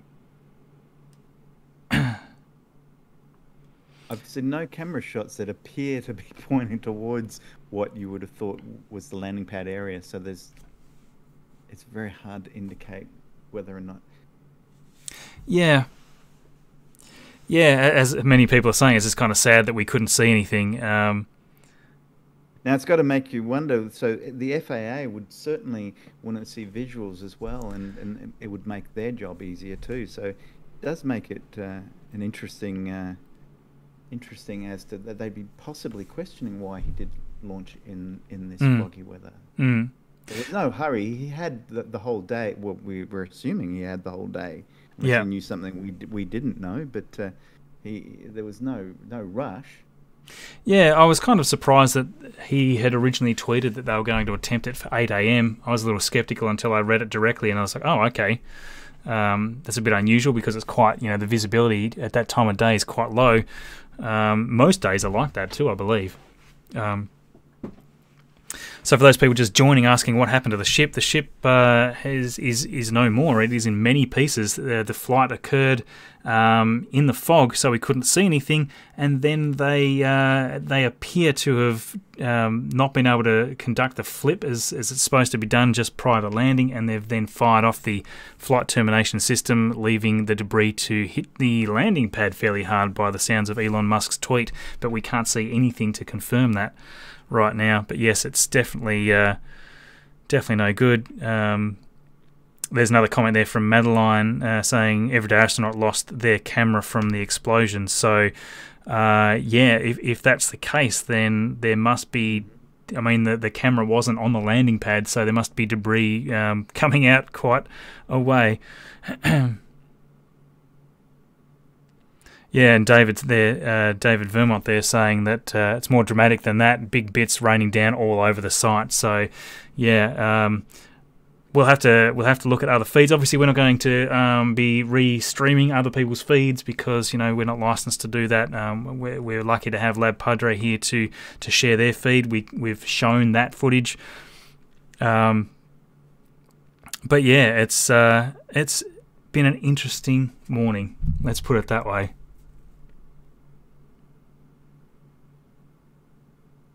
All right, gentlemen. Well, I'm gonna leave us all this morning and tonight for you guys. Thanks for having me on. Yeah, no worries, TJ. Thanks for joining and helping us commentate. It's great to have you on. Insights. Absolutely. On to the next one. Yeah, no worries. Apparently, Tim lost 3 cameras. Lost 3 cameras. Wow. Oh wow. And this is a good example of why. They're speculating that maybe a line was cut or something. So hopefully that's what happened, and it's not the actual cameras that are gone. Yeah. And big thanks, TJ. For those of you here that aren't following TJ on Twitter, there is TJ's information there popped up underneath my my profile right there. So yes, follow TJ. TJ follows lots of great stuff, tweets lots of great stuff, and produces much great content as well. So yes, follow and subscribe there to TJ. And thanks, TJ, for joining us. Thanks, TJ. Thanks a lot, guys. Thanks, all right, man. it was great chatting with you. I'll talk to you soon. See ya. See you on Twitter. And yeah, so like I don't really know. I kind of feel like it's so anticlimactic. I feel like there should be something that we could be diagnosing a little more, but there's literally no other angle we can get anything from. I've had a look at some other angles from some of the other cameras from Labstream. There's nothing there really that caught a great deal more as far as I've been able to see. Well, so anyone that follows me and my work and graphics, I normally do a launch graphic and then an update of how it all went. So that normally turns around pretty quickly. This is going to be interesting because I think it could be a day or so before we start piecing together exactly what happened. I will endeavour to complete that graphic for you guys as soon as possible, but I'd like to be quite correct on exactly what happened. So you based on Elon's tweet, you'd assume that when he said at least it landed in the right spot? Yeah. The right wording? Yeah, at least the crater is in the right place. So you'd assume he either means being on the landing pad or in a body of water. But yeah, you're guessing probably the landing pad, I guess. Yeah. There's a. I will show this because I think it's interesting.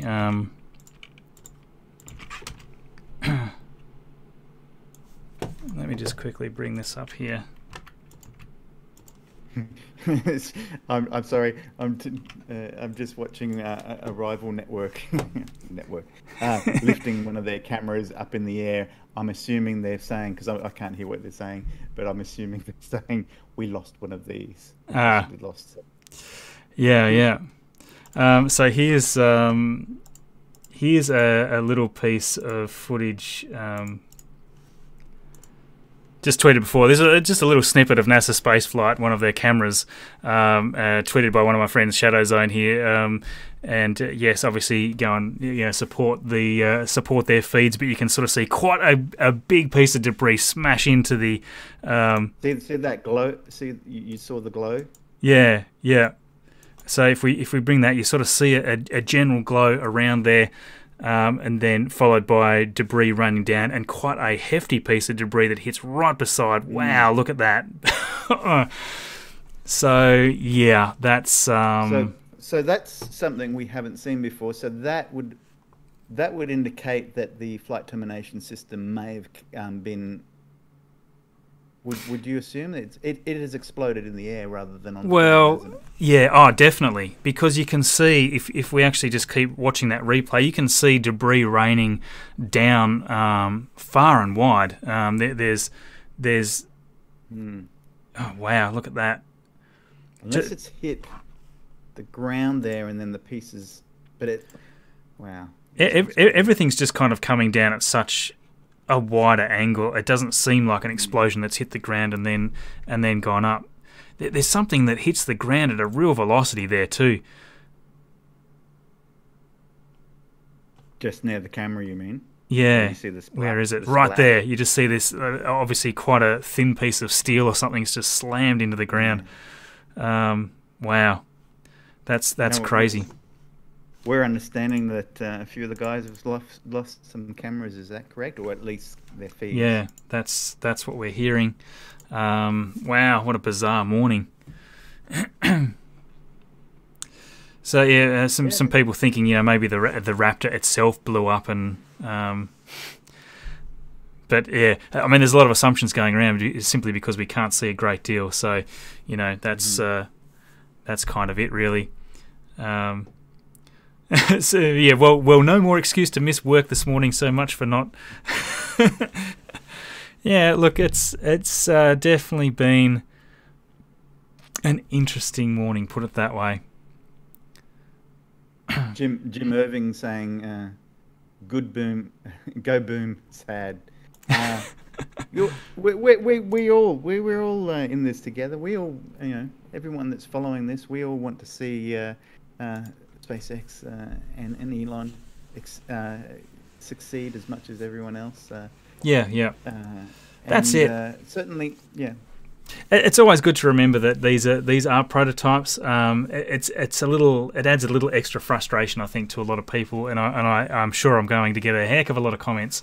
But yes, it adds a bit of frustration when people were not only not able to see the success of the landing, but not able to see anything to do with the landing, or even the debris or the explosion would have been quite impressive to see. And it would have actually gave us something to talk about it as well on how the flight termination system works, assuming that is what happened, and I believe that is what happened. I think it's also worth noting that for the 3,000 people that are here watching right now, I've got a video that's going to be published just shortly. So that's the midweek video that would normally have been published roughly an hour ago. So yeah, please stick around and have a look at that video. That's not relating to this. It's relating to a broader topic. So about Starship and other launch companies that are creating amazing reusable systems and rockets and things like that. So that's going to be launching here very soon, as soon as we leave the live stream. But I don't know if I've really got a lot more to say about this. We're going to have to digest this when we see some better pictures. After the fog clears, we're going to hopefully have a flight fairly soon, I hope, by RGV. I'm hoping that he's going to be able to squeeze a flight in at some point soon, so that we can sort of see the debris field there. That's going to give us some clues, I think. So something I might say is, I'm not so frustrated about the actual the destruction of the rocket. These things happen, and this is all part of the testing phase of what's going on. Firstly, we know that probably the flight termination system works, and several things like that. I'm probably more frustrated that SpaceX chose to launch during the fog, because we're all here to watch it. I know they're not doing it just for us. They're not doing these launches for us, but certainly there has to be a big question mark as to why they did launch. Yeah. When they launched. I've just pulled up a tweet there as well that's just popped in a moment ago. Actually, I'm a little bit late on this now by the looks of it, but yes, looks like engine number 2 had an issue on the ascent and didn't reach operating chamber pressure during the landing burn, but in theory it wasn't needed. Something significant happened shortly after the landing burn started.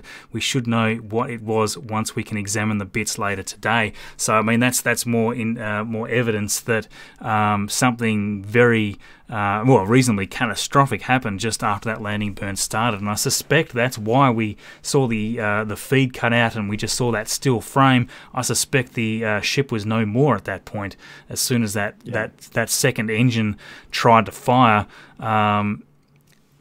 it could be that the second engine fired up, exploded, and took the entire thing, the entire engine bay with it, and following maybe by the flight termination system firing off.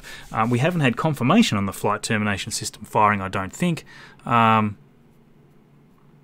Well, you could assume that once that feed was frozen on that screen, that's when termination or the destruction of the rocket happened. Look, I'm going to make a bet here and say that it probably wasn't the flight termination system at all. It was probably that Raptor engine exploding or something that actually made it look like the entire vessel exploded, maybe by the FTS. It'd be interesting to see. I would be actually surprised at this point if it was the flight termination system that actually blew it up. So yeah, look, that's going to be interesting to find out more for sure. I could be totally wrong in that. There's a lot of people saying it was definitely the FTS. I'm not so sure. Yeah, I think it's all speculative at the moment. Definitely something's wrong. Definitely something wrong. FAA will not like this. They're from Passy. Thank you for the comment there. Yeah, look, I agree that the FAA may not like this, especially if they can't get data out of what happened in the broader area. Obviously, they'll have impact points for the debris, and they'll be able to see roughly what happened. But they're probably not going to like that there is limited footage of it, I would say. Sam Gillard was pointing out that did we lose? I couldn't hear the audio because of feedback issues. So he was saying that the bang was interesting. That just after freeze frame. You heard that, didn't you? I didn't hear that. Yeah, I mean, I heard it to the point where it sounded like quite a distant sort of rumbling. So it didn't sound like a huge explosion. It sounded like more of a deeper rumbling that sort of continued on for a while. And yeah, I mean, I was probably trying to concentrate on what I was doing and probably didn't hear it that well either. I could be wrong here, but the microphones aren't with the camera inside the bay, are they? They'd be. I'm not sure. I suspect they would be on the pad itself. Yeah. Yeah. There was no bang. That was a bonk. It sounded more like a bonk sound. Really? Yeah, more like a clonk. So. Well, yeah. Well, we're sorry, everyone, that we couldn't give you the show that we all wanted to see. Yeah, and thanks again to Lab Padre for attempting to stream it. I mean, essentially there was no camera angle from anyone that was useful, even from with the exception of SpaceX's on board cameras. There was no camera that was useful to anybody today, which is a real shame. It means that we can't really see a lot of the day. Yeah, I could certainly say thank you to Lab Padre for sharing the awesome shots of the Palm. That's about it, really. Really needed infrared and all sorts of stuff today that people are saying. Yeah. Well, they do have their infrared camera, don't they? Yeah. I did skim over to have a look at that camera, and there was nothing really worth seeing there either. Yeah. Well, look. Thanks everyone for tuning in and seeing the palm tree, and the Rudd. Yeah, absolutely. And look, we might wrap it up there, and I might get the actual the midweek video out so you guys can watch it. So again, there's 3,100 people here. Please come watch this video because I'm really proud of the effort that we all went into to document some of a little bit of the history of how we've got to the point where we are here, but also it's more so about the extraordinary innovation going on around the whole industry, not just SpaceX. SpaceX does take a pretty big chunk of the video, but yes, I think you'll really enjoy that. So I'm interested to see what you think. Let me know in the comments when you go to watch it. Tony Bella, thank you very much for joining us again and sitting here. It wasn't quite as lengthy a stream as we've done more recently, so I guess that's one positive. We're not up all night. It's only 12:51 here, so plenty of time to sleep. I just want to add one thing.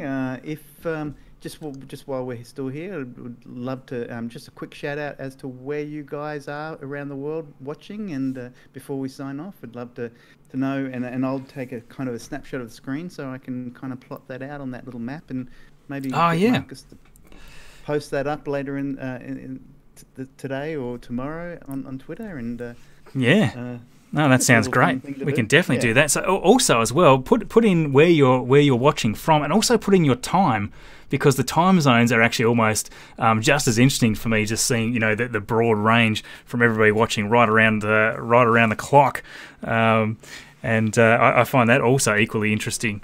But yes, it's still quite a number of people watching from Australia. That's really cool. Yes, a few people saying yes, it was stupid to fly in the fog. That is, look, I won't argue that I'm disappointed that they flew in the fog. Strange thing to do. Oh wow, look at that! We're getting lots of those. Gameplay Review UK. You'll never guess where I'm from. Wow, awesome. Thanks so much, everybody, for joining. It's been a real pleasure, as always. I cannot do what we do here without you coming and supporting and watching.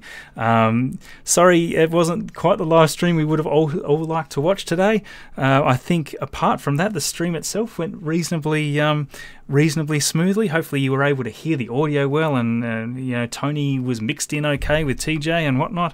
I think I'm getting the hang of it a little more. So thanks for being patient with me with the first few streams.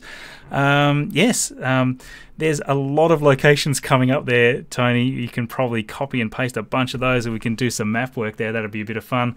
And yeah, we might sign off here, and I will go and get this video ready to publish. Stay tuned. Hopefully only 10 minutes away or so. I'll see if I can get it out by just after 1 a.m. my time, which is in about 6 minutes away. So yes, thank you very much for joining us. Thank you, Tony, for joining us, of course. And yes, I'll let any sign-off remarks there, Tony. Well, I just want to thank you, Marcus, for hosting another wonderful show. It's a pleasure. It's a pleasure, and yeah. Look forward to tonight's video. I'll be watching it because I did plan to stay up for quite a few hours. We were thinking we'd be up a lot longer. So yes, thanks everybody for joining. It's absolutely awesome you being here. Really appreciate it.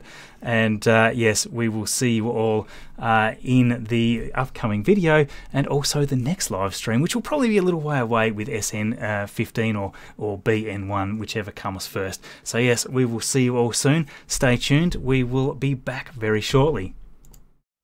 Bye.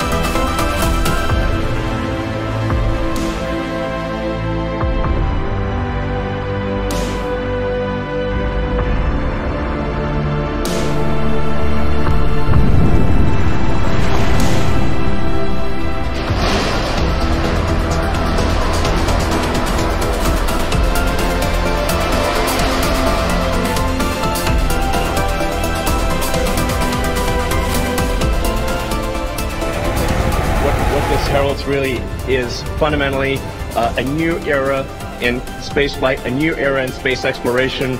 We're going to go to the moon. We're going to have a base on the moon. We're going to send people to Mars, and make life multiplanetary. And I think this day heralds a new age of space exploration.